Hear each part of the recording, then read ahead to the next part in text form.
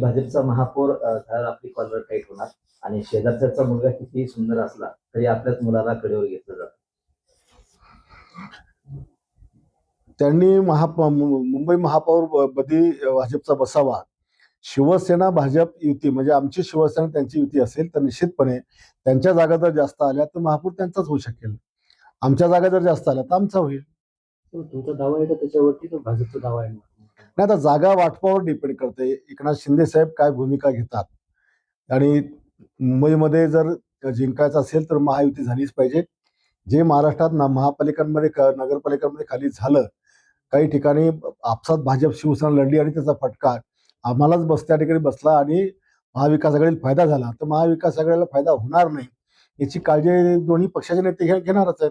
पण एवढी युती असताना पण भाजपचे प्रदेशाध्यक्ष रवींद्र चव्हाण म्हणतात की महापौर हा भाजपचाच बसेल, असं स्पष्ट ठासून बोलले सिंधुदुर्ग.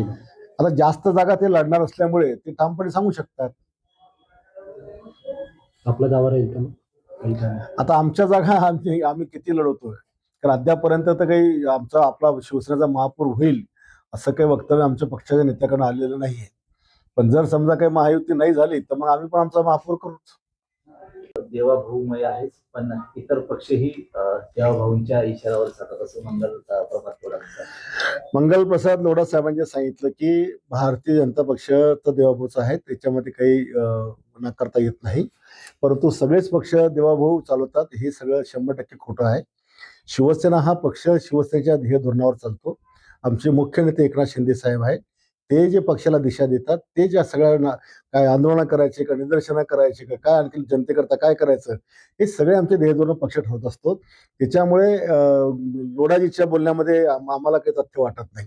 ते त्यांनी त्यांच्या प्रेमापोटी केलेलं वक्तव्य असावं. भाऊ, कुंभमेळ्याच्या पार्श्वभूमीवरती तपोवनमधील असंख्य म्हणजे हजारो वृक्षतोड होणार आहे.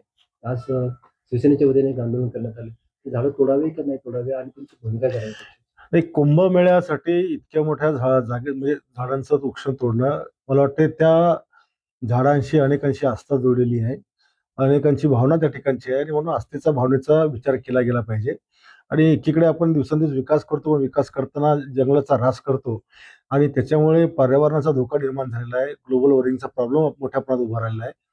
तर आणि त्याच्यामुळे शिवसेना ही जनतेच्या सोबत त्या ठिकाणी उभी आहे आणि म्हणजे आम्ही पण शिवसेनेचं जे भूमिका ती असेल तर तीच भूमिका आमची पण त्या ठिकाणची असेल.